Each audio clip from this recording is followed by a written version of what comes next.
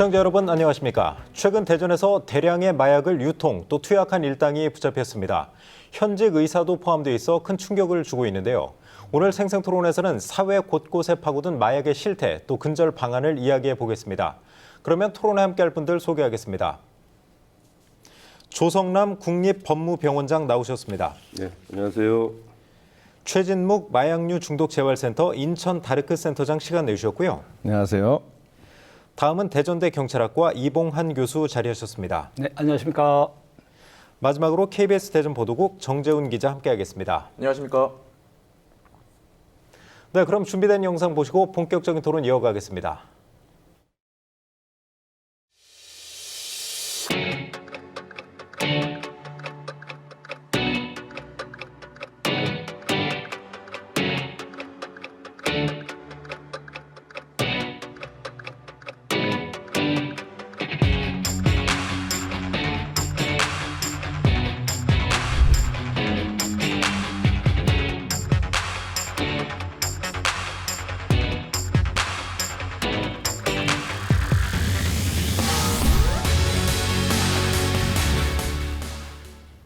네, 최근 들어서 이제 마약류 사범 검거 소식이 연일 이제 언론에 오르내리고 있습니다. 이제 최근 대전에서도 마약 사범 일당을 검거했는데 검거 유통된 마약의 양이 엄청나다고 좀 하더라고요. 그래서 지역도 결코 이제 마약의 청정지대가 아니다 이런 좀 걱정이 커지고 있는데요.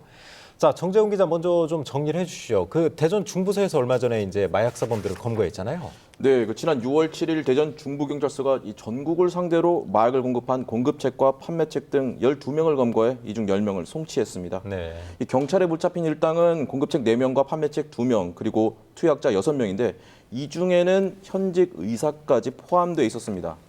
이들이 마약을 전국에 유통시킬 때 사용한 방식은 시외버스 터미널에서 운영하는 시외버스 택배를 사용했는데요.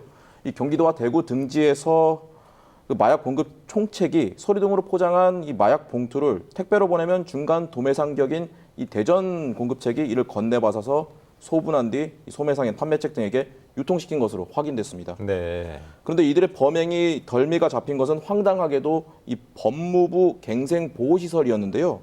지난 4월 상습 마약 투약자 31살 이 박모 씨가 대전의 한 법무부 갱생보호시설에서 마약을 투약한 뒤 이 난동을 부리다 경찰에 붙잡히면서 실마리가 풀린 겁니다. 네, 정 기자 마약의 양이 상당했다고 하던데 금액이라든가 한번 양을 한번 얘기해 주시죠. 네, 압수된 마약은 이 32.4g, 시가 이 3억 원 상당이었습니다. 네. 그리고 이후에 어제 검경합동 특별수사본부가 또다시 이제 검거 소식을 전해왔는데요.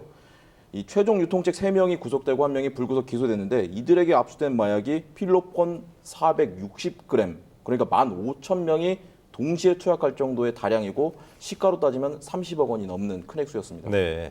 자, 이봉환 교수님, 마약 관련 소식이 요새 이제 언론에 많이 나오고 있어요. 그래서 사람들이 보기에는 마약이 정말 심각하구나 이렇게 좀 느낄 것 같은데 국내 마약 실태 좀 어떻습니까? 네네. 마약 실태를 보려면 결국 이제 공식 통계를 봐야 될 것 같습니다. 그래서 이제 검찰청에 있는 마약류 범죄 백서를 이제 작년 거를 보았더니요. 되게 이제 쉽게 말씀드린다면 이제 경향이 좀 보입니다. 되게 보면 예를 들어서 투약 범죄가 한 53% 정도를 차지하고 있고, 그다음에 이제 마약 공급 범죄가 한 25%, 그다음에 네. 마약 밀수 범죄가 한 4.9% 이 정도를 차지하고 있어요. 네, 그리고 우리가 이제 마약류 범죄, 마약 범죄라고 하지만 사실 뚜껑을 열어보면 크게 보면 이제 한 지붕 세 가족이라고 얘기할 수 있는데 거기에 이제 마약, 대마, 향정 이렇게 들어갑니다. 네. 향정성 의약품. 그래서 우리가 이야기를 할 때는 총괄적인 이야기보다도 이제 하나하나 나눠서 설명을 하는 경우가 많은데 그 중에 이제 향정신성 의약품이라고 하는 것이 전체의 한 3분의 2 정도를 차지합니다. 네. 그러니까 어떻게 보면 우리나라의 주종 마약류다라고 하는 것은 향정신성 의약품이고 방금 말씀하셨지만 필로폰 투약 이야기를 합니다만 이 필로폰 같은 게 이제 향정에 들어가는 대표 주자라고 할 수 있습니다. 그리고 이제 대마 같은 경우는 보니까 이 청년 학생층이 이제 늘어나는 데가 많은 게 바로 이제 대마입니다. 아, 그래요? 대마가 접근이 아무래도 쉬운가 보죠. 예. 대마가 이제 아무래도 물론 이유가 이제 여러 가지가 있습니다. 네. 보면 대마 합법화한 캐나다라든지 미국이 20개 주라든지 이런 영향을 받다 보니까 대마에 관련돼서는 많은 포장을 통해서 많은 다양한 이제 그 상품들이 나오고 있어요. 네. 그래 접근하기 쉽고 이런 것들이 있어서 이제 그런 말씀을 드릴 수가 있겠고, 그다음에 이제 또 직업별로 봤을 때는 이제 무직이 아무래도 제일 많습니다. 한 3분의 1 정도는 무직이고 학생층은 뭐 많아 보인다고 하는 거지만 사실 3% 정도밖에 안 되고요. 그렇겠네요. 그리고 이제 여성 비율에 대한 이야기를 좀 해드려도 될 것 같은데, 보통 우리가 이제 범죄의 자아를 이렇게 성비로 이렇게 보면 아무래도 이제 남성이 보통 한 85% 정도니까 여성이 한 15% 정도로 보는데, 이 마약에 관한 여성들이 많이 늘어났습니다. 그래서 그래요? 25%까지도 올라가는 뭐 그런 경향이 있다고 이제 보고 있고요. 그다음에 이제 마약류도 보면 아무래도 그 왜 어떤 원인으로 마약을 했는가에 대한 통계도 나와 있는데, 뭐 다음에 또 말씀드릴게요. 알겠습니다. 그럼 교수님 그 부분은 조금 더 이제 네. 토론 진행하면서 좀 더 자세하게 한번 여쭤보겠습니다. 네. 자, 조성남 국립법무병원장 나오셨는데 일단 좀 짧게 이름이 좀 생소해요. 네, 원래 치료감호소. 네네 치료감호소가 원래 명칭이었는데요. 이제 치료감호소라니까 사람들이 뭐 수감기관으로 자꾸 생각을 해서 네. 이제 병원이기 때문에 이름을 바꿨습니다. 네. 치료감호법을 개정을 해서 국립법무병원으로 이제 통일해서 쓰고 있습니다. 그럼 원장님께서는 이제 치료 감호 그 선고를 받은 그런 네. 이제 마약사범들 대상으로 이제 재활 치료 또 재활 좀 도와주고 계실 것 같은데 네. 좀 어떻습니까? 요즘 어떤 경향성이 좀 보이나요? 예, 그래서 이제 두 가지 특징적인 게 있는데요. 연령이 굉장히 어려지고 있습니다. 2017년만 해도 40대가 주 마약사범이었는데 네. 작년부터는 20대가 가장 많고요. 10대가 엄청나게 늘어나고 있어요. 그게 특징이고 네. 또 하나는 의료용 마약류가 굉장히 많이 늘어나고 있다. 뭐 옛날부터 우리나라는 아편 때문에 문제가 됐었고 그랬는데 의료용 마약류는 이게 알아내기가 힘들어요. 처방에 의해서 하기 때문에 어디서부터가 남용인지. 근데 지금 뭐 펜타닐도 그렇죠. 프로포폴도 그렇고 졸피뎀 대부분의 남용되는 의료용 마약류가 의사 처방에 의한 거기 때문에 네. 이게 굉장히 늘어나고 있다. 그렇겠네요. 예, 그리고 이제 SNS나 뭐 인터넷을 통하고 그렇기 때문에 젊은 층에서 엄청나게 확산이 되고 있어서 네. 굉장히 큰 문제입니다. 지금 이봉환 교수님이 조금 전에 이제 말씀하셨었는데 사실 궁금한 게 이제 일반 범죄는 남성이 압도적으로 많은데 마약류 같은 경우는 여성 비율이 이제 빨리 늘고 있다고 하시잖아요. 남성이 많은 건 마찬가지인데, 네. 마찬가지인데 증가폭이. 그 여성의 비율이 더 많다 이런 얘기죠. 그러니까 일반 범죄의 여성 비율보다는 더 많다. 왜 그런 건가요, 여성들은? 아무래도 뭐 원인은 여러 가지로 봐야 되겠습니다만은 여성 같은 경우는 아마 이런 게 있을 수 있다고 생각합니다. 왜 그러냐면 이제 먹으면 이제 체중이 이제 감소된다라고 하는 그런 거, 다이어트 뭐 그런 이런 목적으로요? 것들도 끼어 있다고 봐야 되겠죠. 알겠습니다. 그 최진묵 센터장님 나오셨는데 이제 본인은 사실 과거 이제 네네. 그 마약류 이제 중독했다가 이제 단약을 또 경험하신 또 그런 분이시잖아요. 네, 맞습니다.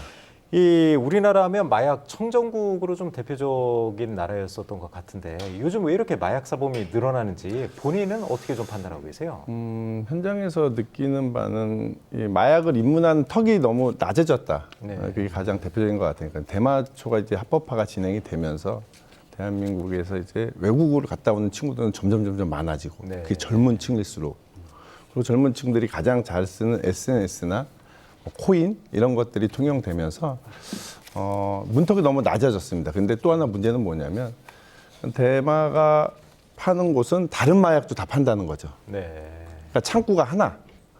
근데 이 창구 안에는 들어가면 홈쇼핑 하듯이 약물을 살 수 있는 문제. 그러니까 다른 마약으로 이렇게 넘어가는 게 너무너무 용이해진 거죠.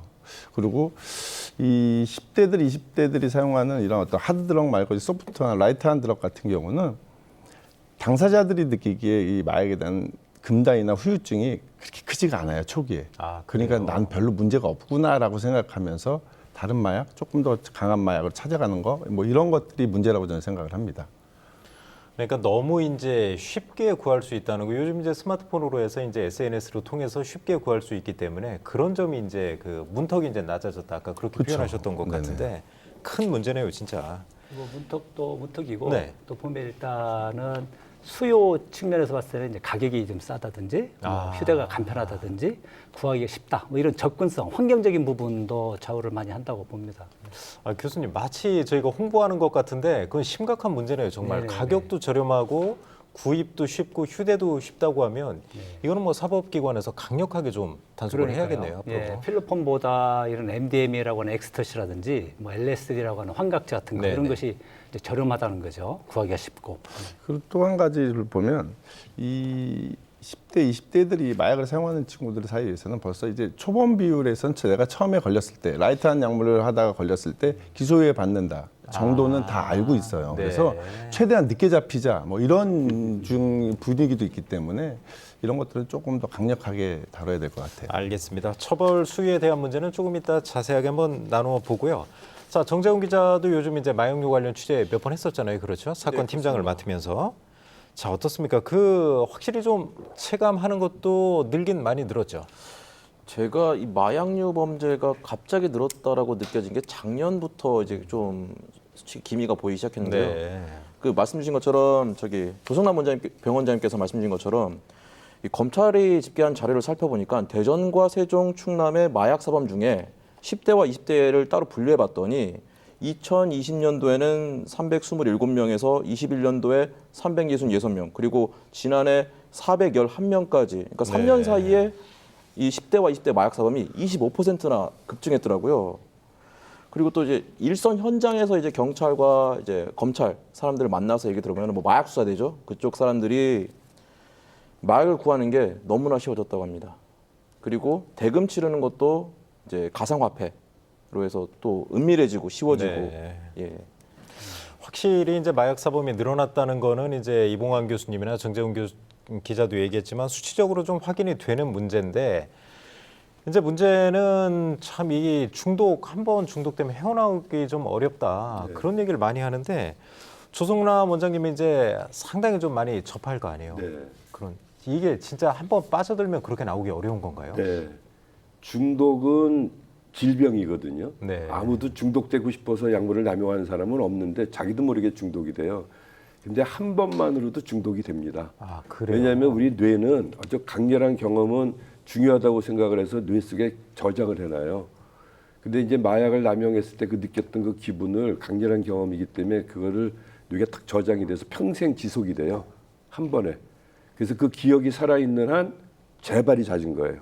네. 근데 그 기억을 없애는 방법이 현재 없거든요. 네. 그래서 중독은 예방이 척경이거든요. 한 발 들여놓으면은 계속 진행이 되게 돼 있어요.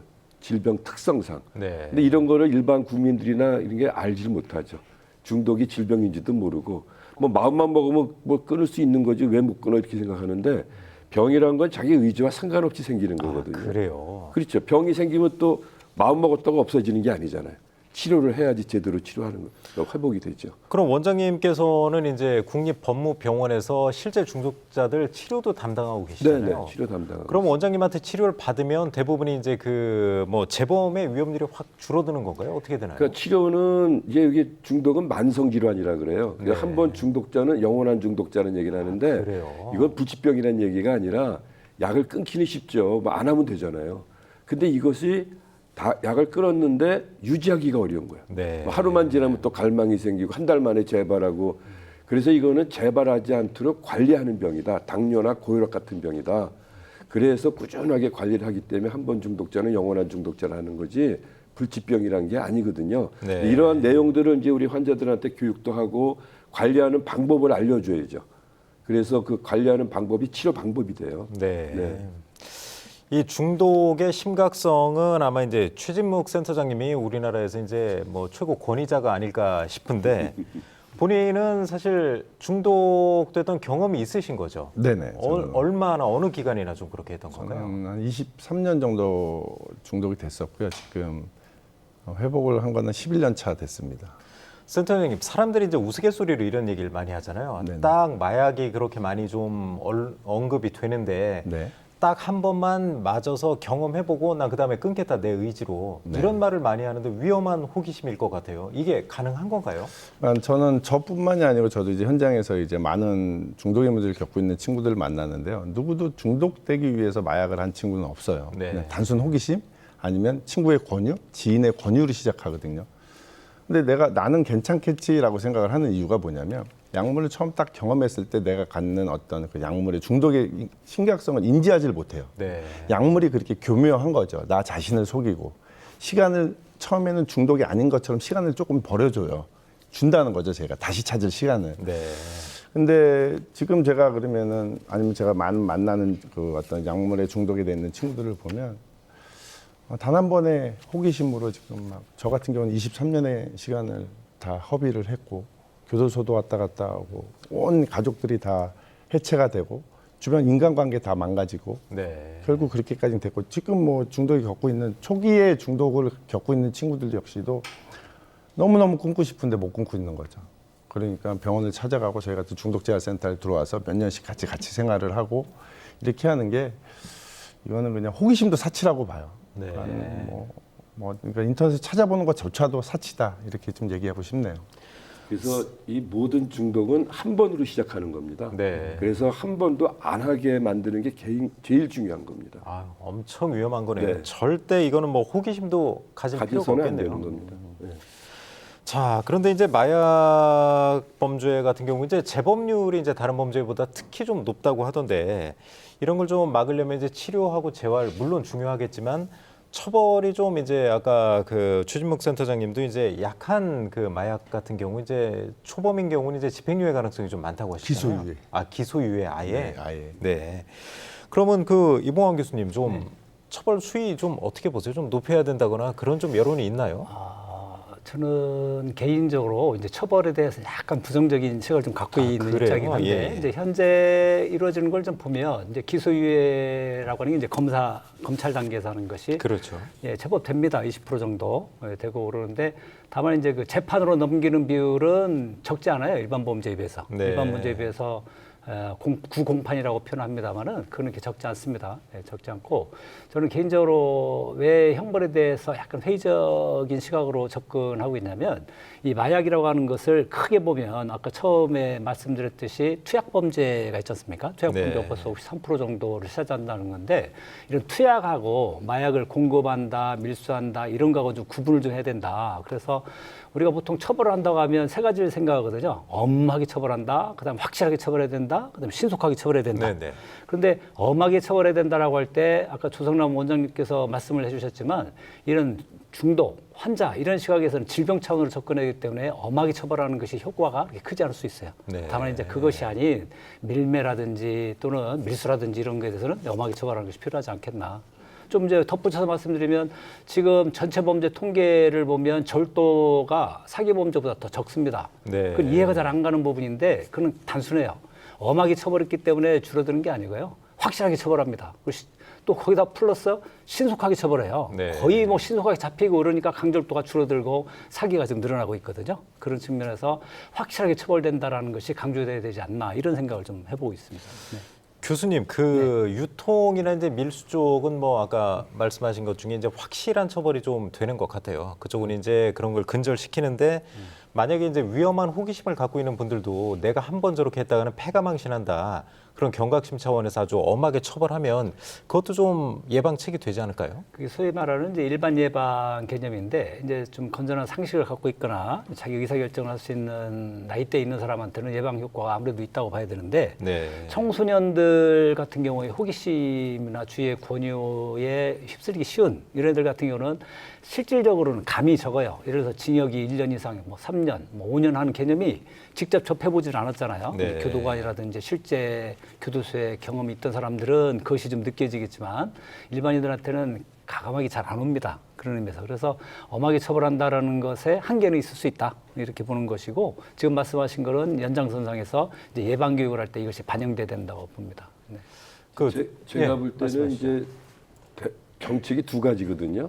공급사범을 줄이고 수요를 줄이는 거. 네.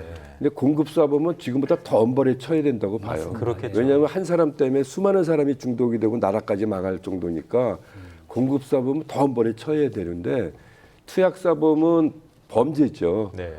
엄벌에 처해야 되지만 그 죄의 원인이 중독이란 질병이니까 치료를 해야 재범을 예방할 수 있습니다. 그래서 단속을 하되 바로 치료로 입문할 수 있도록 연결시켜주는 정책이 제일 필요하다. 중독은요, 본인이 중독이라고 인정을 안 하는 게 특징이거든요. 네. 스스로 치료를 잘 안 받아요. 그래서 법에 걸렸을 때가 가장 빠른 시기입니다. 암도 조기에 발견하면 빨리 치료하면 좋아지잖아요. 중독도 가장 빨리 발견하는 방법이 법에 의해서 문제가 됐을 때예요. 그때 치료랑 연결시켜줘야 되는데 우리나라는 그런 게 없어요. 기소유예해도 그냥 교육으로 끝나버리니까 네. 그때 치료받을 수 있도록 안내하고 역할을 주면은 많은 사람이 빨리 회복할 수 있다고 봅니다. 일단 현장에서 보면 당사자들이 지금 20대들이 입문을 많이 하지만 또 어떤 생각을 갖고 있냐 그러면 딱 잡히는 순간 검거가 되는 순간 본인들이 마약퇴치운동본부 찾아가서 상담 받고요. 그럼 저같이 현장에서 뛰는 사람 쫓아와서 상담을 시작을 해요. 근데 이게 네. 무슨 말이냐면 체포가 치료의 시작이거든요. 네. 그럼 이걸 그럼 어떻게 우리가 우리 사회에서 이 친구들을 위해서 치료를 들어갈 수 있게 입문할 수 있게 도와주느냐 이게 굉장히 중요한 것 같아요. 근데 지금 현재 이제 대검에서는 조건부 기소유예를 하면 교육 조건부 기소유예가 대다수라는 거예요. 97% 이상이. 근데 치료 조건부 기소유예라는 제도가 또 있거든요. 네. 그럼 그런 제도를 사용을 하면 이 친구들이 어차피 그 교육을 받고 병원을 갈 수밖에 없는 명령이 돼 있으니까 네. 치료 조건부 명령. 그러니까 이런 식의 형태의 조금 제도가 조금 바뀌어야 되지 않나라는 생각을 좀 해봐요.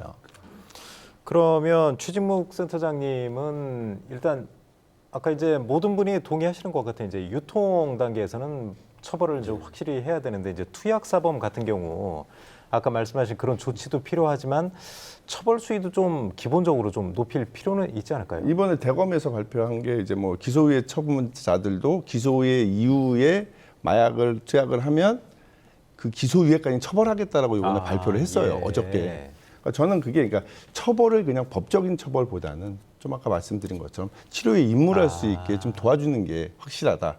그러니까 원장님 말씀 주신 것처럼 이런 뭐 공급사범에 대해서는 지금의 3배, 4배의 형량도 저는 부족하다고 생각을 맞습니다. 하거든요. 예, 예. 근데 이제 단순 투약자들에게는 치료를 입문할 수 있게. 왜냐하면 저도 이게 못 끊는 건지 알았거든요. 근데 결국 저도 이제 병원을 찾아가서 치료를 받으면서 그다음 지역사회의 도움을 받으면서 재활에 성공한 케이스인데 치료가 없다면 회복할 수 없다라는 게 저는 제가 경험한 그런 겁니다. 그렇겠네요. 자, 그러면 이 세 분은 사실 이제 마약류에 대해서 전문가들이신데 이 정재훈 기자는 또 일반인이란 말이에요. 그렇죠? 네, 이제 그렇습니다. 마약류를 다루는 일반인인데 네. 자, 일반인 생각은 좀 어떻습니까?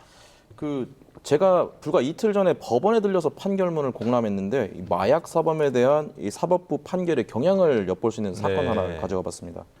이 마약 사범인 57살 A 씨에 대한 사건인데 숙박업소에서 성매매 여성에게 필로폰을 제공하고 또 본인도 필로폰과 대마 등을 이 투약한 혐의로 수사기관에 덜미를 잡혔습니다.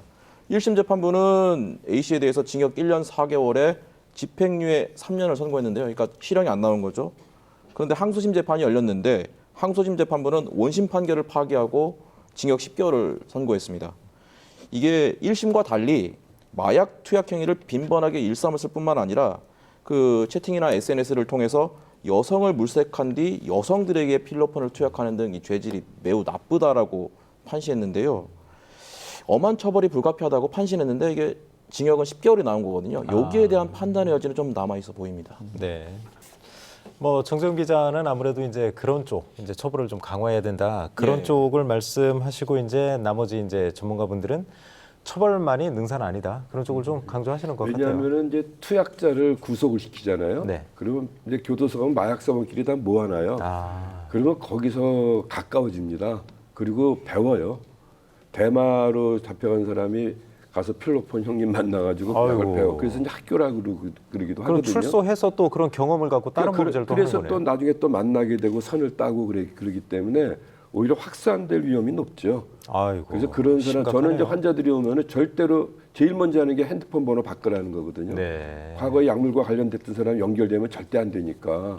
그래서 교도소 내에서도 이 환자들 투약자들은 따로 모아서 치료를 해야 되는 거고요. 네. 그래서 수감만이 아니라 법적으로 치료를 할 수 있는 게 강화가 돼야만 재범을 예방할 수 있습니다. 아이고 들을수록 뭐 이 해법이 좀 쉽지 않은 것 같습니다.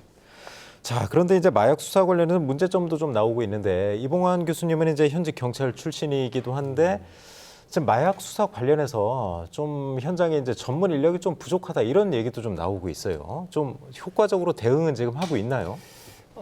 그래서 제가 이걸 단언해가지고 효과적이지 않다라고 말씀드리기 참 어려운 부분이 네. 사실 마약 사범 수사하는 것은 이제 마약 수사대가 또 있고 그다음에 이제 마약 사범 같은 경우는 이제 DNA 그러니까 말하자면 유전자 은행법이라고 하죠. 이런 것도 다 이렇게 기록을 해놓습니다. 네. 기록해놓고 이제 범죄수법 공조자료 규칙이라고 하는 데서는 마약을 수법범죄로 넣지는 않았지만 마약에 관해서는 이제 경각심, 그다음에 사회적인 어떤 의제 측면에서 봤을 때 뭐 열심히 하고 있지만 결국 현실적으로는 마약이라는 게 급격히 늘었다고 하면 수사관이 급격히 늘어나지는 않으니까요. 네. 그런 의미에서 봤을 때 좀 한계가 있을 수는 있는데 조금 더 덧붙여 말씀드리면 이제 주로 마약류 범죄를 단속하고 있는 검찰 경찰의 비율을 보면 한 경찰이 한 3분의 1을 담당하고 이제 밀수일 경우는 이제 검찰도 비중이 많이 높습니다. 거의 50% 가까이 하고 있는데 사실 마약 범죄의 수사력이 부족한 건 아닌데 이제 수사 인력이 좀 딸리는 부분은 아무래도 보완이 필요한 부분이라고 봅니다. 네.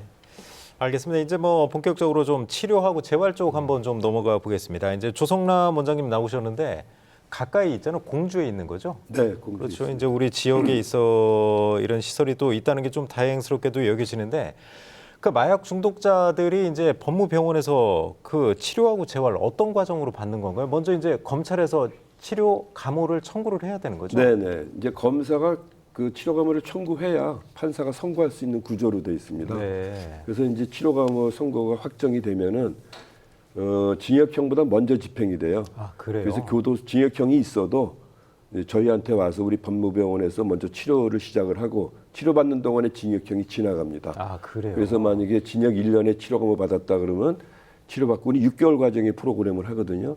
6개월 만에 치료가 끝났다 그러면 남은 6개월은 자기가 교도소 갈 수도 있고요.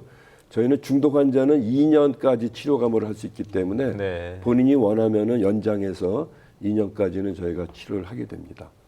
그러면 마약 사범 같은 경우에는 이제 본인이 그 악순환을 좀 끊을 수 있는 계기도 마련이 되고 네네. 또 교도소보다는 아무래도 이쪽에서 치료받는 게 훨씬 나을 거 아니에요, 그럼요. 환경이. 뭐 예를 들어서 쉽게 얘기하면 뭐 그 교도소가 여인숙 수준이다 그러면 저희는 호텔 수준이다. 아, 그렇습니까? 저는 그렇게 얘기를 합니다. 우리가 범죄를 저지른 중독자들을 치료하는 거기 때문에 일반 사회에서 치료하는 것보다 훨씬 더 효과적인 치료를 해야 된다. 그래서 뭐 기자재나 약이나 모든 환경이 최우수한 수준이 돼야 된다고 강조를 하고 있거든요. 네. 근데 치료가 단순하지는 않습니다. 네 단계로 이루어져 있거든요. 첫 번째는 해독 단계예요. 약에 취했을 때는 해독을 시켜야 되잖아요. 네. 근데 두 번째가 제일 중요한 게 동기 강화입니다. 그건 정신적인 치료겠네요. 네네. 왜냐하면 아까도 얘기했지만 중독자는 본인이 중독자라는 걸 인정 안 하기 때문에 스스로 치료를 거의 99%가 안 받아요. 네. 그래서 이제 이런 법적인 문제가 됐을 때 교육을 해서 중독이 어떤 질병인지, 어떤 피해를 나타내는지, 왜 치료가 필요한지를 잘 이해시켜야 돼요. 네. 예를 들면 이제 암을 알아보지 않아도 암이 얼마나 무서운지를 알기 때문에 예방하려고 하잖아요. 그러니까 중독도 초기에 있을 때라도 자기가 중독이 얼마나 무서운지를 미리 알게 되면은 예방하고 치료할 수 있잖아요. 그렇죠. 그래서 그런 거를 알려서 아 이게 나가 중독이랬구나. 그러면 치료를 빨리 받아야 되겠다. 이런 마음이 들게 하는 게 가장 중요합니다. 그래서 그렇게 들게 되면은 이제 세 번째는 기본 훈련을 하는 거예요. 네. 뭐 전쟁에 나갈 때 뭐 논산 훈련소에서 기본 훈련을 하듯이 그 기본적인 훈련이 돼야지 이길 수 있잖아요. 그 재활 과정 지금 그렇죠. 말씀하신 기본 건데. 훈련이 이제 가치관을 변화시키고 네. 생활 양식을 바꾸는 그런 단계로 들어가고 이제 그런 단계 그렇다고 보면 내가 이제 뭐 훈련을 잘 받았다 그래서 다 이기는 건 아니니까 아주 위험한 상황이 따로 있어요. 네. 거기에 대한 또 재발 예방 훈련 따로 하고 이렇게 네 단계로 이루어져 있습니다. 원장님 그러면 이제 그 만약에 이제 위험한 호기심으로 한 번 이제 마약을 접해서 약간 이제 중독의 단계가 좀 낮은 경우라면 네. 치료 감호를 받으면 어느 정도 있어야지 좀 그 사회 복귀가 가능한 정도인가요? 글쎄 뭐 초기에 있는 사람은요, 암 뭐 질병 초기에 있으면은 뭐 약간만 치료해도 좋아지거든요. 네. 그러니까 이제 그 심각성이 얼마나 심하냐에 따라서 입원이 필요한 사람이 있고 외래 치료도 충분한 사람이 아, 그래요? 있고 예, 예. 또 교육만 제대로 받아도 회복되는 사람도 있고 그래요. 근데 교육 갖고 안 되면 이제 전문적인 치료를 받아야 되고 외래 치료가 안 되면은 입원 치료하듯이 일반 병이랑 뭐 똑같이 보시면 됩니다. 네. 무조건 입원해서 치료해야 된다 이런 건 아니고요. 우리 재활센터 같은 경우는 이제 병원에서 집중적인 치료를 하고 나서 회복이 된 다음에는 이제 재발을 예방하기 위한 또 사회 적응 훈련을 위해서 필요한 기관이기도 하죠. 네. 자, 이봉환 교수님, 지금 이제 전담병원도 있고 여러 가지 이제 시스템이 지금 이제 계속 확충은 되고 있는데 사실 전문의라든가 이제 뭐 예산 그런 문제는 항상 걸리잖아요. 우리 시스템 어떻게 좀 제대로 돼 있나요? 그 부분은 제가 사실 자신이 없습니다. 사실 조성남 원장님께서 그 부분이 전문적으로 글쎄 말이에요. 얘기를 해주시는 게 더 나을 것 같다는 생각이 드네요. 네. 조성호 원장님 예산 그러면 아주 추가로 한번 얘기를 해주시죠. 어떻게 우리나라 좀, 시스템은 너무 잘 돼 있습니다. 아, 그래요? 치료감호 제도도 있죠. 기소유예 제도도 있죠. 집행유예 했을 때 수강명령도 있죠. 치료조건부 기소유예, 선도조건부 기소유예 다양한 제도가 있는데 활용을 안 한다는 거예요. 아, 그래요. 치료감호 받는 환자가요. 1년에 20명이 안 돼요. 우리나라에 2만 명 가까이 검거되는 마약사범 중에서 투약사범이 10,000명 이상인데 치료감호 받는 환자는 20명도 안 된다. 또 치료보호 조건부 기소유예는요. 1년에 한두 명도 안 됩니다.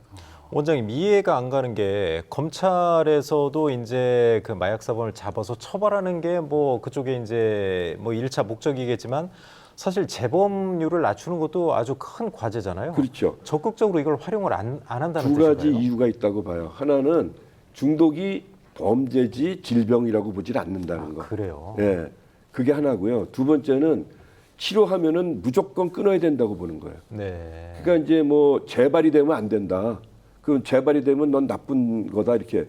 그러니까 재발이 많은 질환을 치료하는데 한 번 치료해가지고 딱 완전히 끊을 수 있다면 그건 마술적인 생각이거든요. 네. 치료 효과라는 거는 얼마나 횟수가 줄어들고 양이 줄어드느냐, 일을 못하던 사람이 일을 하고 가정이 회복되는 거, 이런 다방면의 걸 봐야 되는데 법에서는 약을 끊고 치료를 잘 받고 1년, 2년 열심히 지내다가도 한 번 딱 하게 되면은 너 또 재범했어. 네. 구속을 시켜서 치료가 중단이 돼버려요. 이런 질적인 면을 봐야 되는데 이제 양적인 면이나 단편적인 면만 보기 때문에 그렇다. 맞습니다. 그래서 질병에 대한 어떤 그 내용을 충분히 이해하고 법적인 판단을 해야 된다고 봅니다.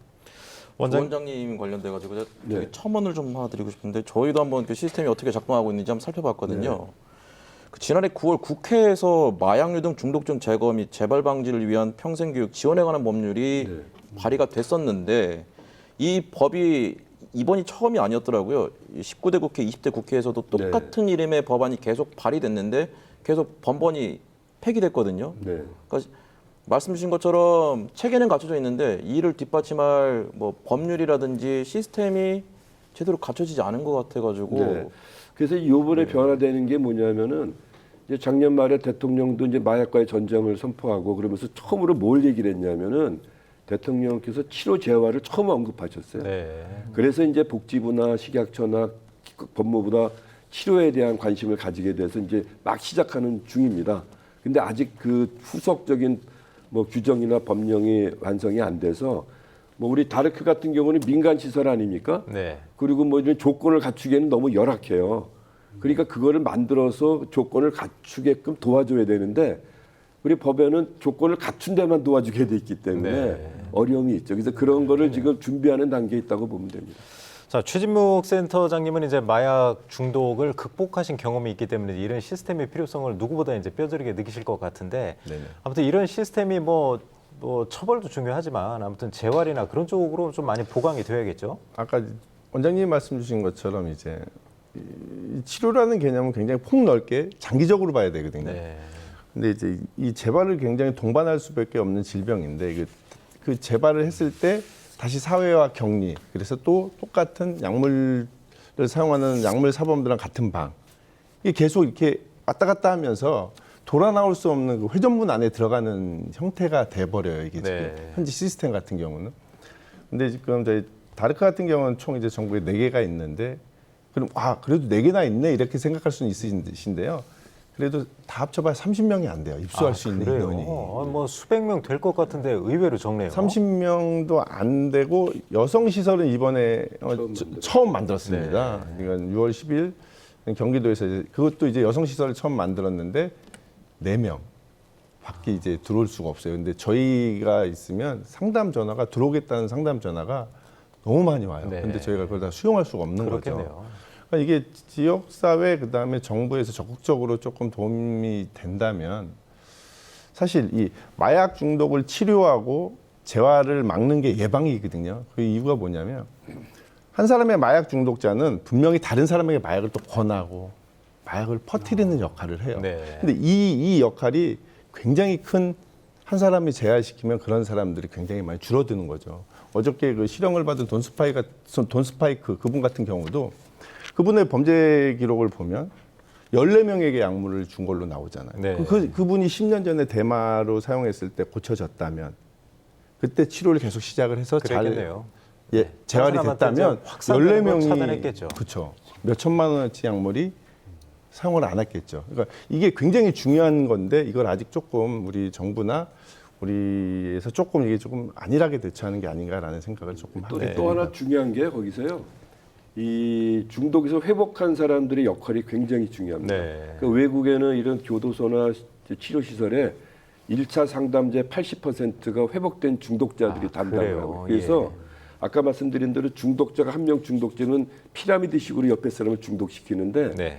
중독자를 한 사람을 잘 회복시키면은 그 사람이 주변에 있는 중독자를 회복시키는 역할을 해요. 네. 우리 이제 최진묵 센터장이 그런 대표적인 역할을 하는 거죠. 그래서 이런 회복자들을 치료자로 만드는 시스템이 굉장히 중요하다. 외국은 그게 굉장히 잘 돼 있어요. 네. 우리도 이제 그거를 지금 빨리 시작을 하고 확산을 시켜야 된다.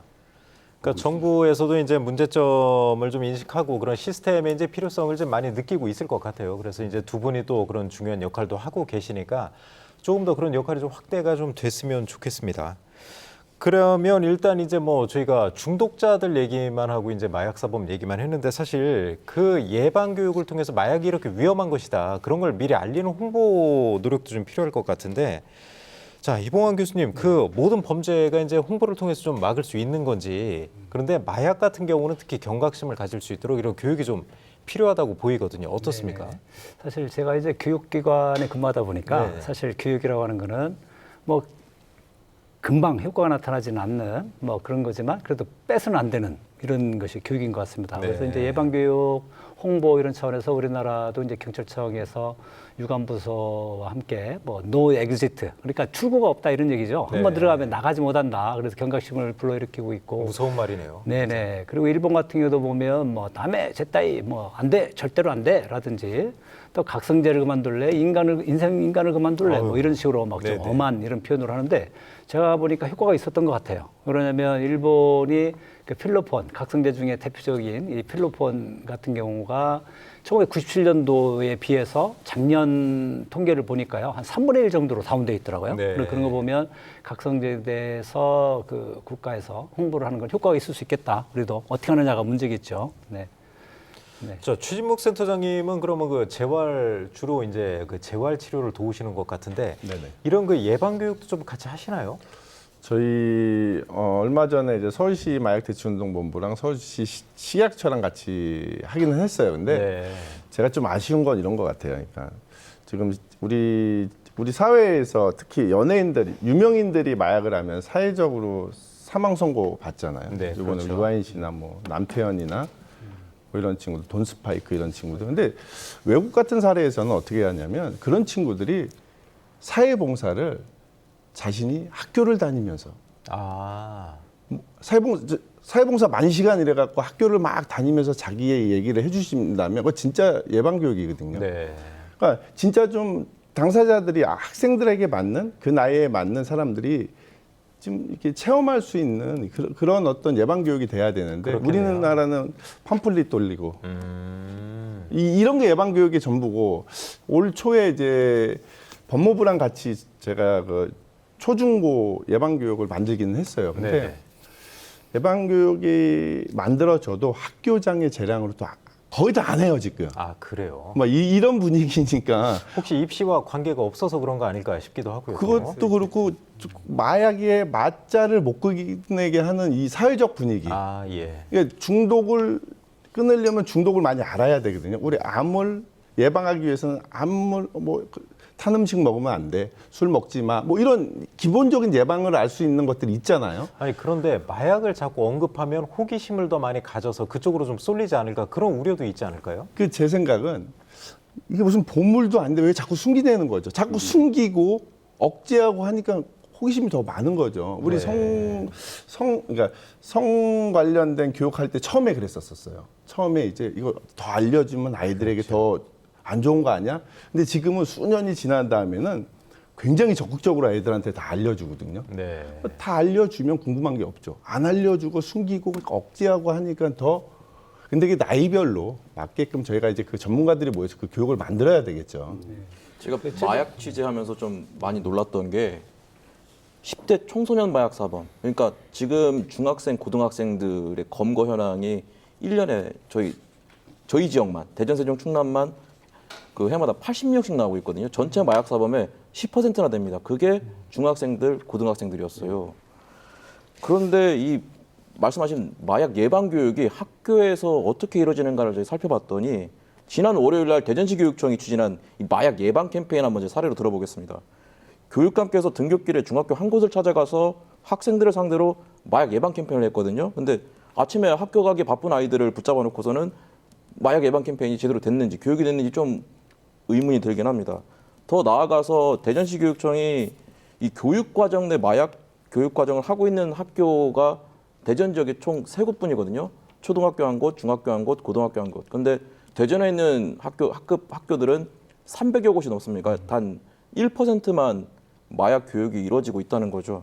네, 앞으로 좀 확대가 좀 돼야 될 것 같고요. 저기 조성남 원장님도 아까 말씀을 하셨잖아요. 외국 같은 경우 이제 마약류 수감자들 대상으로 그 강의하는 분이 이제 마약 중독에서 네, 벗어난 분. 네. 그 추진목 센터장님 비슷한 얘기 하신 것 같아요. 그런 이제 생생한 경험담을 들려주는 게 진짜 중요하다. 그래서 이제 그 회복된 중독자들의 역할이 크다고 보고요. 아까 돈 스파이크나 유한 씨 얘기했지만 이 사람들이 이제 제대로 치료를 받아서 야 내가 중독이 됐다 인정을 하고 그거에 회복을 하게 되면은 네. 그 사람들이 예방 강사로 나간다면은 엄청난 효과가 있죠. 아무리 방송에서 떠들어도 그렇죠. 국가에서 많은 돈을 해도 그 한 사람의 예방 강사가 끼치는 영향이 엄청 커요. 그러니까 생생한 경험이 묻어나잖아요. 왜 빠져들었는지. 그렇죠. 어떤 자신의 경험을 문제가 통해서 이게 있었는지. 어떻게 피해를 받는지를 알려주는 게 중요하기 때문에 저는 그래서 이제 회복 강사 양성하는 게 굉장히 중요하다. 저는 이제 제 소원이 하나가 이런 연예인들이나 유명인들이 회복을 해서 그걸 네. 치료를 해서 그분들이 어떤 모임을 가져가지고 어떤 예방 그 홍보대사로 나설 수 있는 제도를 만드는 게 제 꿈이기도 해요. 네. 법무병원장님이시니까 한번 법무부하고 협의해서 한번 추진을 네, 한번 네, 한번 해보시죠. 그렇게 좀 해보려고 합니다. 네, 알겠습니다. 또 하나 예방에 중요한 게 뭐냐면 연령대로 다 좀 차별을 둬야 돼요. 네. 그래서 이제 미국에서는 이제 Say No 프로그램이라 그래서 어렸을 때 그냥 세뇌 교육처럼 합니다. 들어 그러면 노라고 얘기해라. 네. 뭐 따지지 말고 그냥 그렇게 그러니까 불법이니까 하면 안 된다는 그런 교육을 시작을 해야 되고요. 중고등학교에 올라가게 되면은 이게 어떤 질병인지를 자세히 알려줘야 돼요. 그냥 무조건 나쁜 거니까 하지 마 이거 갖고는 안 되고요.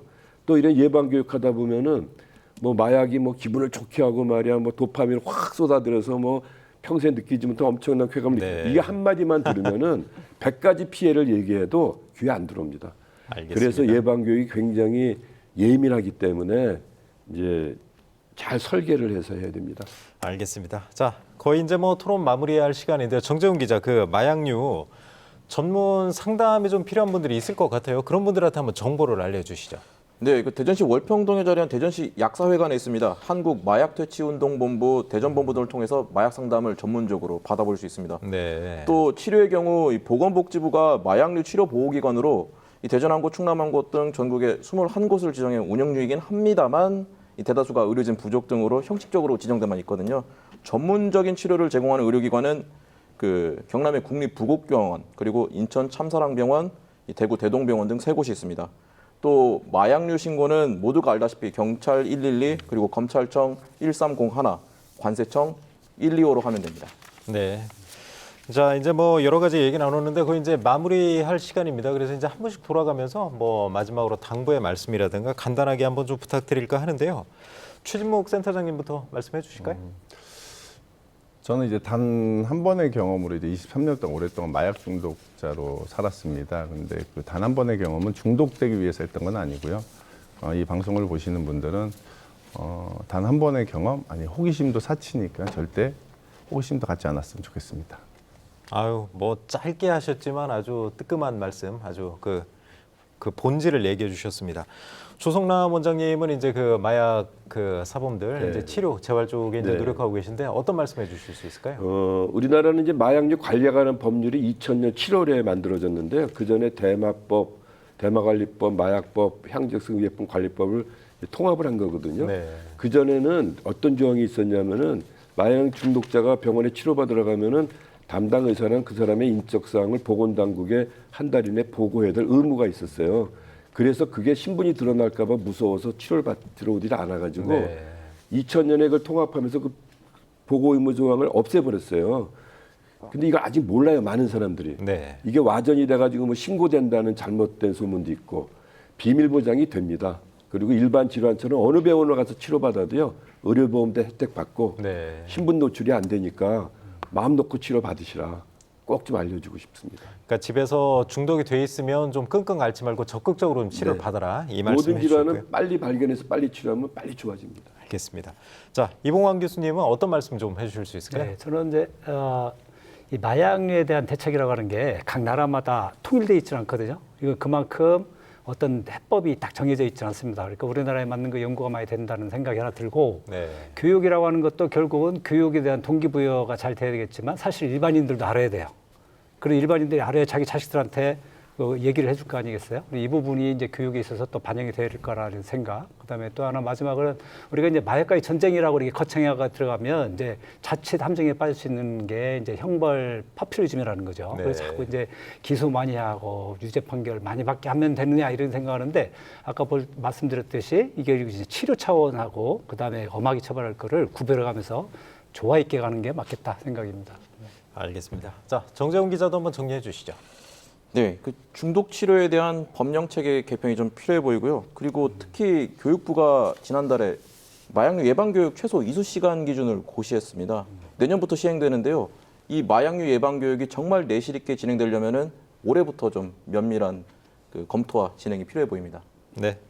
네 분 말씀 모두 잘 들었습니다. 오늘은 마약류의 심각성과 근절 방안들을 논의했는데요. 오는 26일은 또 유엔이 정한 세계 마약 퇴치의 날이기도 하죠.